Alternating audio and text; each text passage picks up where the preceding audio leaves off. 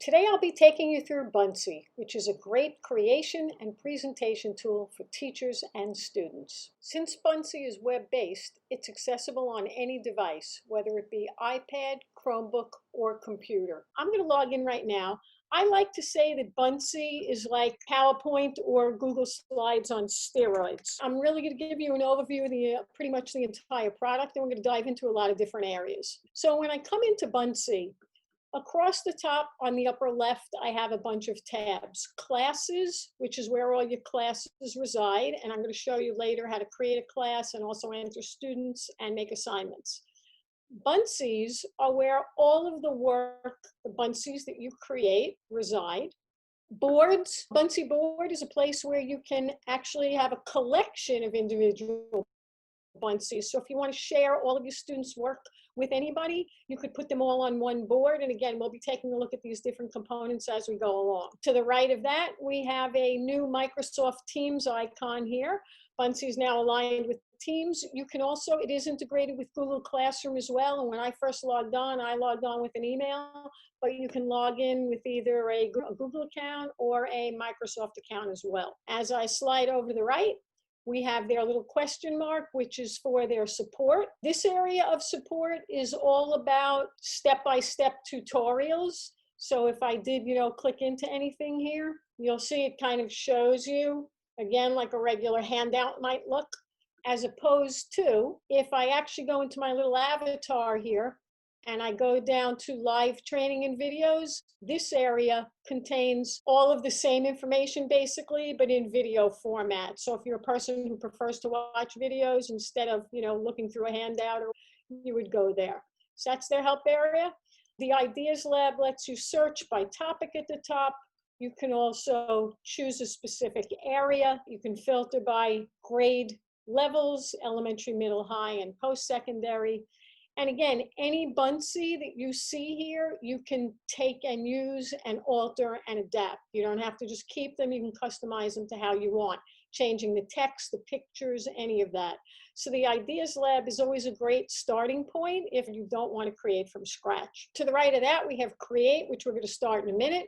Then you've got your little bell for notifications. If any of your students do work, you're going to get a little number 1 or 2 as they hand their work back in. You'll be able to see notifications. They'll also, get little notifications by their bell if you've assigned them anything. And then I have my avatar on the right, which, as I mentioned, you have a number of different things in this menu. Just know that you've got all these other items here in your avatar. Right now, I'm going to jump into a Buncee. I'm going to go to Create in the upper right, and they tell you that creation got easier. You can choose a template and make it your own. And these templates are different than what's in the Ideas Lab. The Ideas Lab are literally things that people have all made that have been posted there. Teachers as well as Buncee employees. I'm going to start actually from scratch. I'm not going to use a template, but I'm going to show you right now their actual vast array of templates. So they have 25 plus categories for templates. And again, virtual classroom backgrounds, class of 2020. These are like kind of their newest ones are showing up in this main section. But if you also look to the left on my screen, you'll see all of these different topic areas. You can create brochures, business cards, and they have templates already made, printable worksheets, social studies, flyers. You can see there's really lots of them here. And they give you, again, a template to start out from. For now, as I mentioned, I'm going to start from scratch because I want you to really see how, to learn how to use Buncee from the beginning, from the ground up. So I'm going to click on Start from Scratch. And I thought since Memorial Day weekend is coming up, Memorial Day might be a good theme to start our presentation with. The way Buncee works is when you initially start, you see it says click here to change the background on the left. And on the right, click here to add your first item. The left side of the screen, you'll notice says pages, as opposed to calling them slides, they call them pages, but same terminology like PowerPoint use or Google Slides, they're pages. If you want to add additional pages, the plus sign is underneath here on the left. So pages reside on the left side of your screen. And then when you want to add additional items is on the right side of your screen. And again, I'm going to go through all of this as we go along. So right now I'm going to search for a background. And again, Buncee has a lot of different types of backgrounds. So if I scroll on the left here, I can look at what's been newly added as backgrounds. I can look at, do I want an animal background, an art background? Their art backgrounds are beautiful. I love them. So many different beautiful things to work with. All right. And again, just lots of different categories for you to get your backgrounds from. All right. Or you can search for something in particular. And I'm just going to put in boats since I know it's Memorial Day weekend. And it's going to give me a selection of all different backgrounds to use. I'm going to take this one right here. And notice once I click it on my screen here, it says, do I want to add it to this page or all pages? So again, if you want the same background on all your pages, you can select that. I'm going to just make this one this page. And as you can see, the background is here. You can also upload your own photos in Buncee as a background if you want to also. So right now I have this big plus sign to click here to add my first item. I'm going to click on that. And these are all the different types of things you can add in Buncee, which is why I really like it above and beyond PowerPoint or Google Slides or any of these things. I can not only add text, shapes, drawings, the kids can even draw, you can draw. They have 3D images that you can rotate, especially if you're into science and things. They have tons of those. Animations, stickers, Buncee messages. And again, I'm going to kind of go through a bunch of these things, not all of them, but I love Buncee because everything is all in one place. Your students don't even have to hop out to the web to necessarily look for anything. Everything is here. You could add, again, web images, 360 images, things from Khan Academy, upload your own photos, as I mentioned before, import a website, pay a URL. You could record your own video in here as well, and it'll embed right into your Buncee. You can take a photo, launch the camera live, do a snapshot of yourself. These are free response questions, multiple choice questions, and you can even embed QR codes in there. All right, so right now I'm going to get started by adding some text. And when I click on that, it brings me up a little text box that I could drag. I'm going to double click in here and type my text. And once I type my text, like any other changing your font, you highlight your text first. And at the bottom of my screen now, I've got all my choices. So I have my text color. I'll choose red. I've got my fonts here, and I'll kind of go with this one. I've got my size, so I can just keep kicking that up to whatever size I want. And then I've got, you could see, the italic, underline. I can align this to the center of the box. And I'll move this right up here. So now I've got my text added. I've got my title up there. Great. If I want to add another item now, I go to the right side of my screen, and again, I hit that plus sign. If I do want to add more text again, maybe I just want to put in the date of Memorial Day. And again, I can highlight, go back to my colors, back to my font, and I think I'll leave it that size for now and just drag it right over here. And if I wanted to change the color at all, once I double click in, I can simply just go to change color, and maybe I want to make that white. Easy to use. I can also add audio to anything that I want, either text or picture. If I wanted to add audio to Memorial Day, you'll notice once I highlight any item at the bottom of my screen, it says audio. Now I will say, I'm going to show you how to do it. It's going to ask me to allow my camera and my mic. I'll say allow Memorial Day, and I'll stop that. And here is my recording. If I say upload, it's going to allow me to listen to it if I want to make sure it's okay. Memorial Day. And I'll click add, and it tells me at the bottom the audio is attached. Now, I can't play the audio when I'm in my creating mode. At the end, when I'm done, I'm going to go to preview, and that's where we're going to see everything work. Okay, so like a lot of different programs, when you're in that editing or creating mode, you can't see all of your options happening, but at the end, we'll go to preview and we'll see everything. So right now I've got my text in there, I've got my audio added, and I'm going to create a new page right now. So I'm going to click on the plus sign on the left, and I get my choices. Do I want to stitch anything from a different Buncee? So if I have other Buncees and I want to, add them together, I can, or do I want a new page? Right now, I'm just going to say add a new page. And again, I'm going to go to my background, and this time I'm going to take one of those nice art backgrounds that I talked about. I happen to love those. I'm going to scroll down a bit. Yeah, I think this is kind of a nice one. And again, I'll just add it to this page, and I've got this background here. And by the way, if I want to change my background at any time, you'll notice down in my toolbar, it says change background. I can just click on that. It'll bring me up that search again, and I can just search for whatever I want. So again, very easy to change.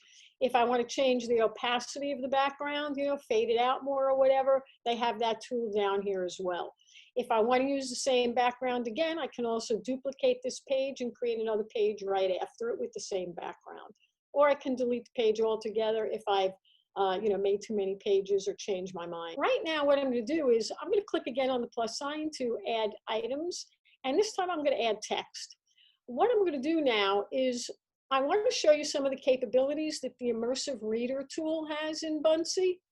I'm hopping out a minute to the internet. So I opened up a new tab, and I did this before I actually started, came on here, and I just searched for Memorial Day. I'm just going to copy and paste some text here. So I'll do a Control C, and I'm going to come right back into my Buncee, and I'm going to Control V. And here's my text, and I'll make it more the size of the screen. And again, I can align it at the bottom if I want it centered.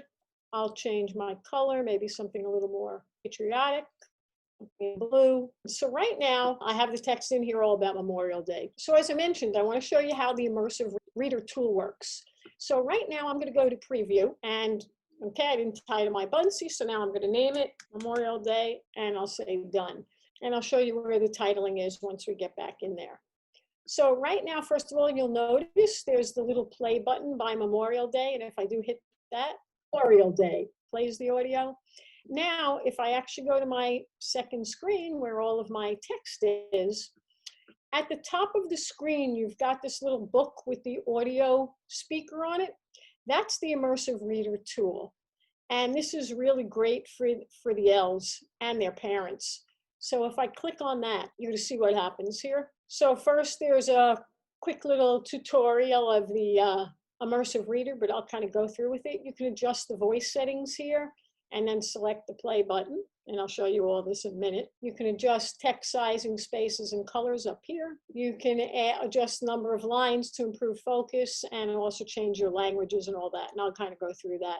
So in the settings right here, voice settings, you can choose whether you want a male or female voice, and you can also choose the speed that you want. I tend to find that, this speed tends to be a good one, but again, you can adjust it to anything you want. So right now I'm just in English, and if I click play.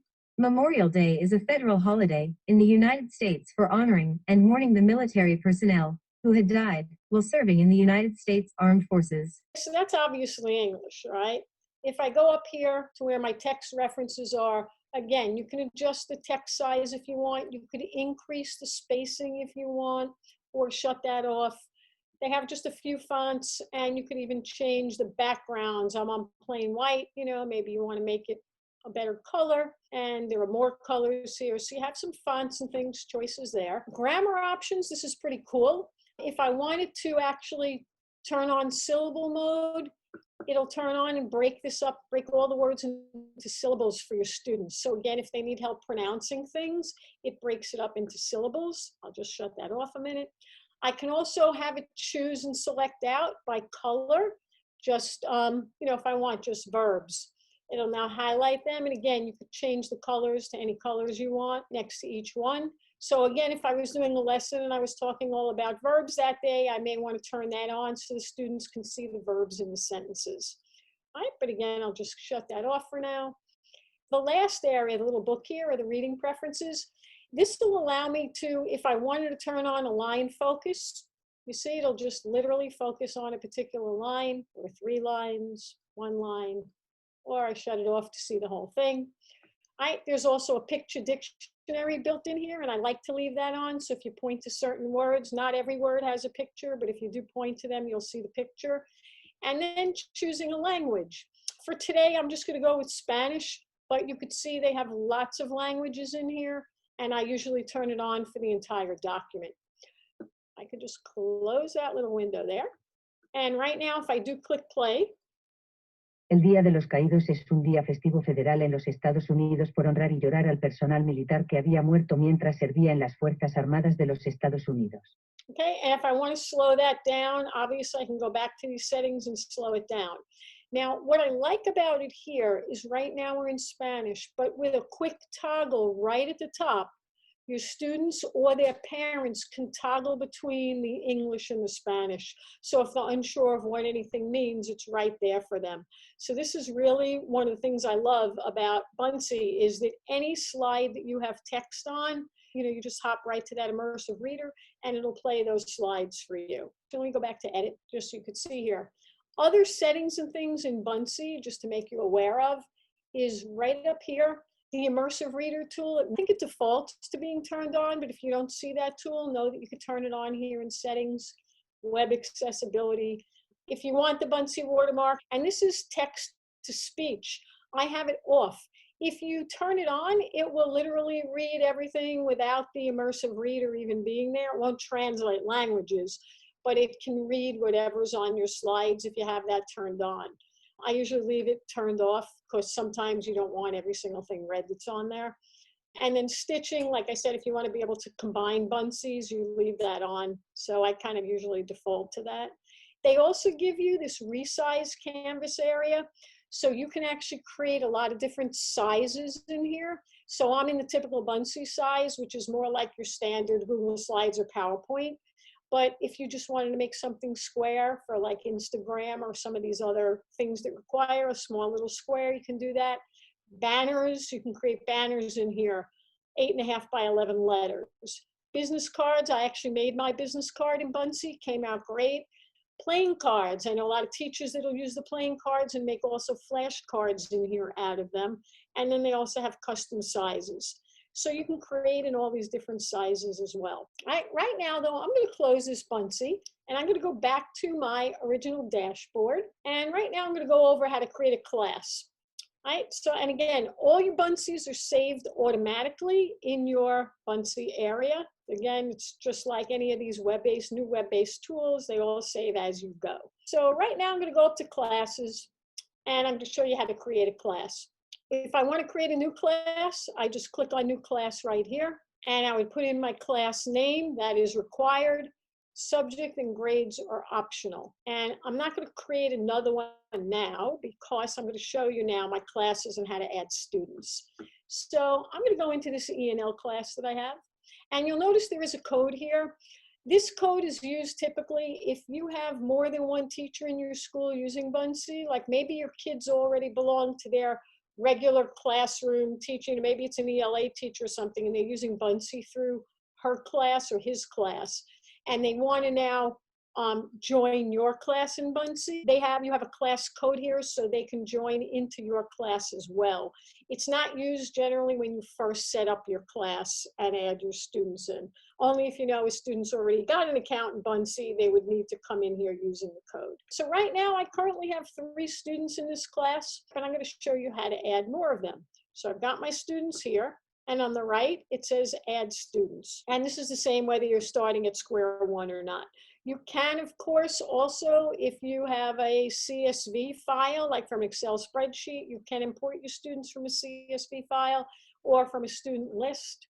Okay, if you've got them already in a list in Buncee, you can import them that way. But I'm going to start from scratch here because I want to show you guys how. I'm just going to type in a name here. And as the username, I'm going to put LVPENL2. LVPENL was already taken. Now, what I want to say about the username, because their product is global, it's literally worldwide, many, many names are already taken. And when you go to start and create at the beginning, sometimes that's one of the most frustrating things is finding a great username. So what I tell people is try and make your usernames unique. If you tag on there like ENL, or maybe your school name, or your classroom number, something that will be unique so you're not going to get that message constantly of name already taken, name already taken, name already taken. Because I've worked with hundreds of teachers, and that's the thing is try and keep the name unique, and then you'll have no issues at all. It'll go quickly. Passwords do require a minimum of 6 characters. You can use one password for the entire class if you'd like to. And I'll just click on that a minute just to show you. So I'll just put in 1, 2, 3, 4, 5, 6. Okay, and you notice it adds it in there automatically.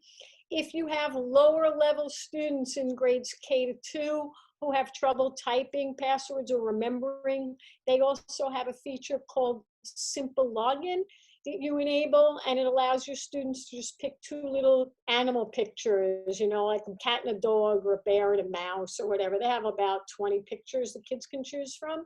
So that's available as well. Once I have my first student listed here, you'll notice at the end of the line there's a plus sign, and I'm going to click on that plus sign. And now you can see Lucy Van Pelt, and it brings me a listing here now to type in my next student. If I had another student, I would type them in here. I'll just put in Snoopy, and I'll call him Brown since he's Charlie Brown's dog. And I'll give him SBENL, and you can see that's not taken yet. And again, the password shows up automatically. I'll hit that little plus sign at the end. Common thing, people forget about that little plus sign. That's why I like to kind of emphasize that, because that's how your student gets added. If you don't hit that little plus, you're not going to have them on your screen added in. So I see my two students here, and you'll notice it says Save To. So once I finish entering their names, I hit Save To, and it asks me, would I like to download the student information? Generally, I choose yes. It'll give you an Excel spreadsheet of all their names and passwords, so that if you've made them different at all, it's a good thing to have, basically, because if you come back, a month or two from now, you're not going to remember probably what you created. So I usually say yes, all right? And you can see here are my students in my class. If I do need to edit or change anything, I can click on this edit button. It brings me to their name, their username. And here's where, if I want to enable that simple login with the pictures for the younger students, I can click that here, and it'll ask me to change password images, and it'll then launch a screen of images. I'm not going to change his name right now, but it will launch, like I said, all different little graphics of little animals and pictures and things like that, and they can choose whatever they want. So I've got my class created, my students are in it, and now let's say I'd like to create an assignment.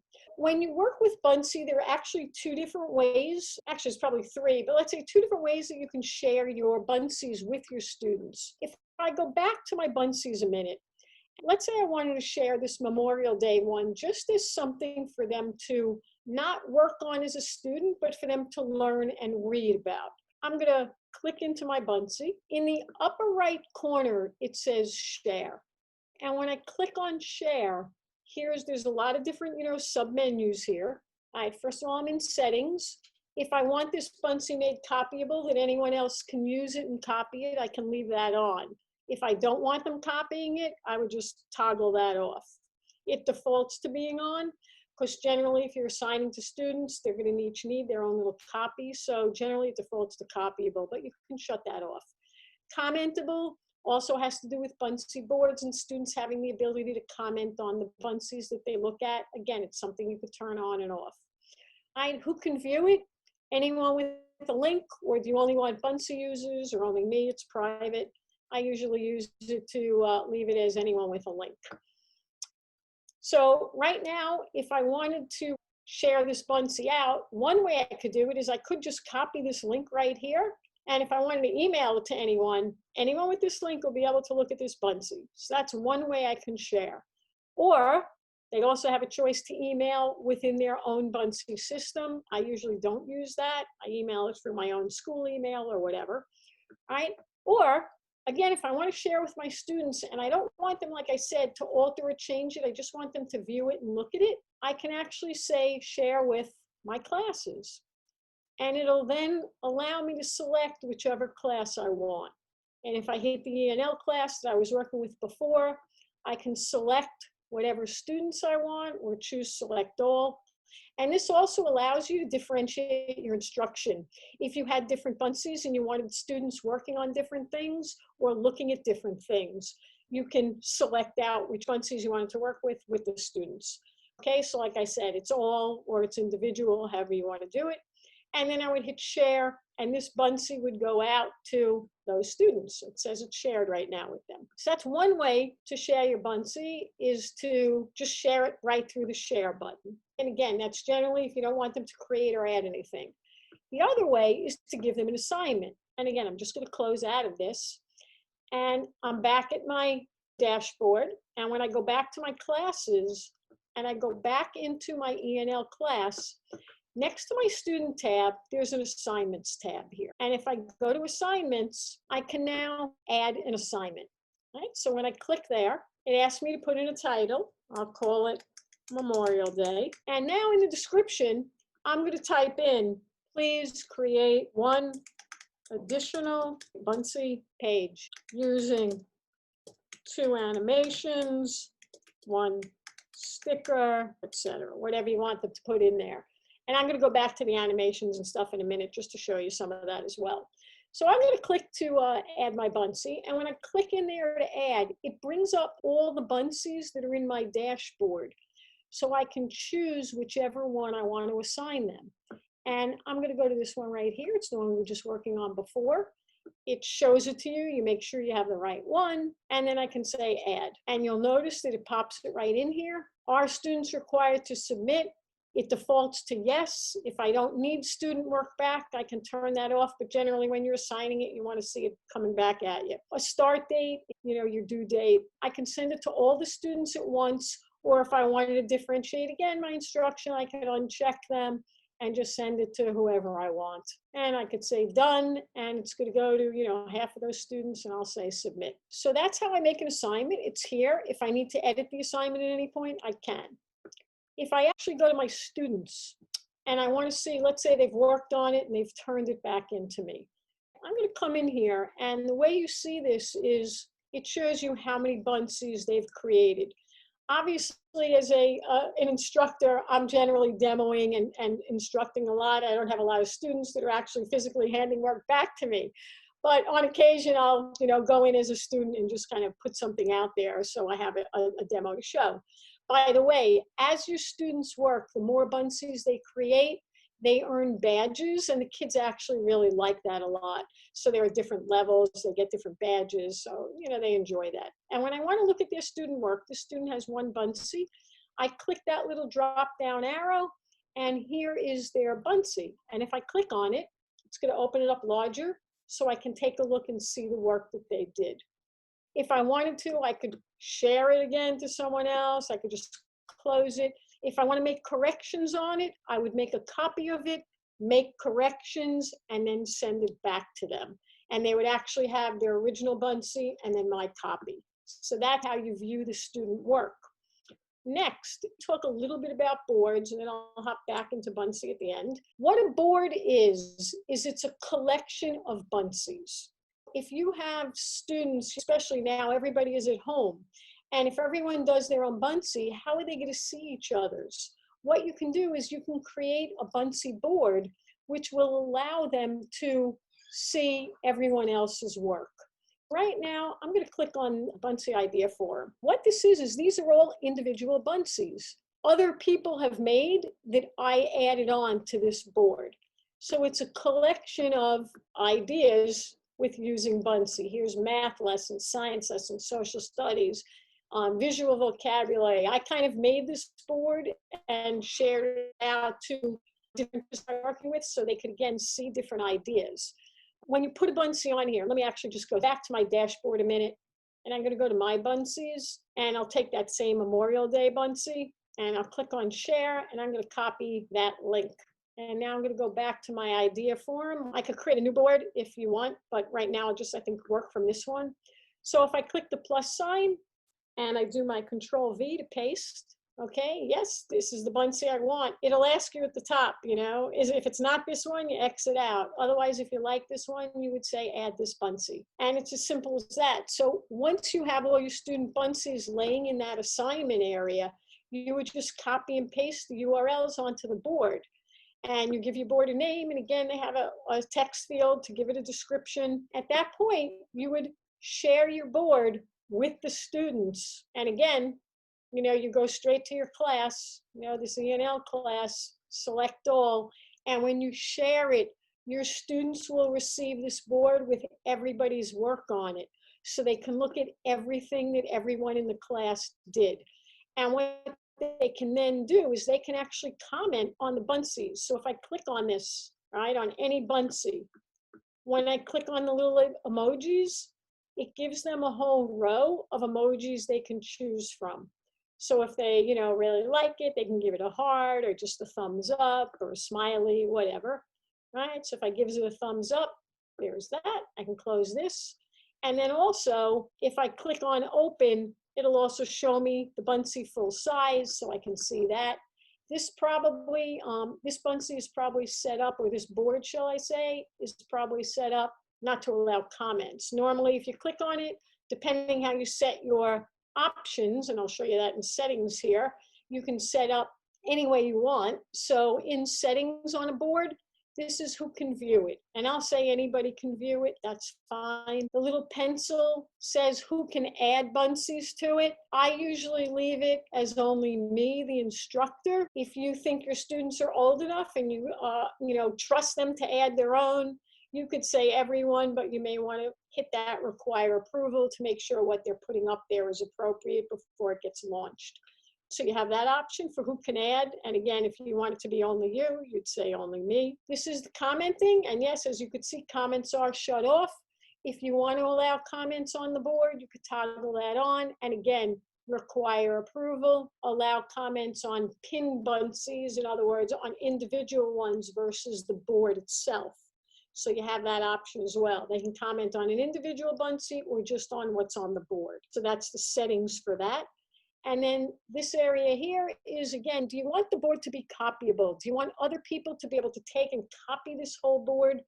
If you want them to, that's fine. If not, you would just toggle that off. So that's how you adjust your board settings. And what I'm going to do now is I'm actually going to go back into my Buncee a minute and just show you again, how to add a little bit more of the pizzazz that the students really love. I'm going to add some animations in here. Like I said, this is where Buncee shines with the amount of different things that you can put in here. So again, they have different categories that you can scroll through. Buncee Man is a really popular one with the students, believe it or not, again, depending on the age group, but I've even seen high school kids go crazy sometimes with Buncee Man. So these are animations, and again, you could play them, just preview them to see what this animation is going to do. They've got Buncee Man doing lots of different things. Choose whatever you want. If you wanted Buncee Man, right now I'm not going to throw him in there, or you could search for anything. So since we're talking about Memorial Day, I'm going to put in fireworks. You could play them and see what they are, or you could just, I'll select a few of them right now, and you could add as many as you want at once, so you don't have to actually just do them one at a time. And you see it says add 3, so I'm going to click add 3. And it's going to scatter them onto my screen. So I can now position and move these anywhere I want. What I also like about this is that if I now want to add more of these, I don't have to go back to the plus sign. I can literally copy and paste these. So I've highlighted this one here in red. And at the bottom, you'll notice copy is choice. And then once I hit copy, I can just hit paste right next to it. And here it is again. So I can layer these, right, to make them look any way that I'd like. And even if I wanted to do a front to back, maybe you want your text in front or one behind your text, you can click this one and say, send it to the back. And if I wanted to pull it behind there, it should be exploding somewhat. Yep, behind my text. You could still see the text even though that's there. So you can add animations in there. They have rain pouring, they have snow. So you could, again, you put one little block of rain on there or snow and you just copy and paste it across your screen and you've got a whole entire change in the weather. I can add stickers in here. And again, I'll just throw in fireworks. As opposed to being animated, these are just still, stickers, images. So I'll just take this one and I'll say add this one here. And again, I can drag it where I want. I can rotate. All of these things can be rotated, resized, whatever, moved wherever you want them to be. All right, so that's a little bit about the stickers. I like the message area. I tend to like messages. What these are pre-created messages. You can't change the fonts and colors or anything. They are whatever you see. It's, what you see is what you get. But they have a lot of really cool ones in here. Again, so depending what you see or what you want to use, put in here, you're grateful. happy that I'm healthy, and I'm grateful that Memorial Day weekend is coming. And again, I can just kind of place that anywhere I want, have it hanging like off the dock here. Okay, so they have a lot of those as well. And again, as I mentioned, lots of different things that you can add, very easy to add them in. It's generally creation all in one place. At this point, we have about 10 minutes left, and I think I'd like to stop at this time and maybe field some of the questions that might have come up. So Heather, are you still with us? Yes, I am. We have a few questions. I think that'll be easy to answer on the fly. I'm going to post a Buncee presentation on Google Classroom. And if you go to share and you copy that code right there, you can just copy that and paste it into any assignment that you have in Google. In that same share tab, when you go to social, Classroom is here. And if you do click it, it'll launch you into Google to enter your password and then select your class. So you could either do straight to Classroom like this, or you could do a copy paste, like I said, either way. They were really impressed with Immersive Reader. Immersive Reader is a great tool, especially for our Ls. One of the questions is, can we use any text with the Immersive Reader? Oh yes, any text at all, anything that's copy and pasted. It won't take, it obviously won't read anything that's an image. So if you took a screenshot of text and put it in there, that won't work, but any text that's copied and pasted in, yeah. Great, and people really love that. You were showing how you toggle between the Spanish and English, and someone wanted to ask, is it beneficial to leave the Spanish on if you have a lot of students? That way both English and Spanish can be accessed. So is that what you recommend, that you would leave it on, and that way the option is there if they need it? Maybe what you're asking is, does it hold those settings? Right. Okay. From what I found so far, no. You have to open it up. It'll hold it through an entire Buncee, but every time you create a new Buncee, you have to select what language that you want. So Great. That's been my experience to this point. Another question we had was about generating a student list through like eSchool. So I think obviously you can download a CSV and... Correct. That would be a CSV file and import it that way. Correct. Yeah. So any learning management system, you could grab that data. How can I add this Buncee assignment through Teams? As I started to show you initially, let me just close this Buncee. Right here, when you're in your Buncee dashboard in the upper left, next to the right of boards, you've got this little Teams icon here. And if you click on here, you sign into Teams. And again, they have these different tabs. And this actually was literally just their coordination with Teams was just released just about a week or so ago. So this is brand new. Share with students, invite by email, schedule a meeting. So this is where you would do it, right through that icon right there. So I was asking, I need students to provide a greeting card and submit it for printing purposes. Can they turn it in through Teams? You can download it as a PDF. That's also in the share area here.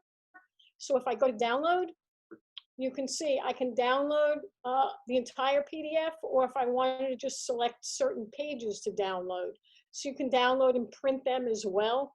And I know many of the teachers that I work with, they love downloading, printing, and usually when they're in school, they create their bulletin boards and they hang them up all over.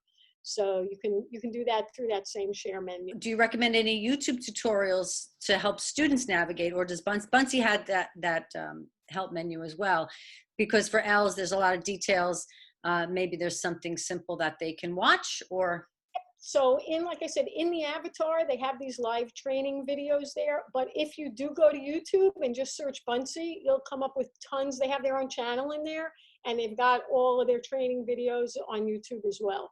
And if you send a Buncee to someone, do they need to have a code? No, as long as you chose in that share option, as long as you chose anyone with the link can open, they don't have to be a Buncee user at all. That's very nice, especially for parents, if you want to share it out to parents. So you can use it without setting up a class.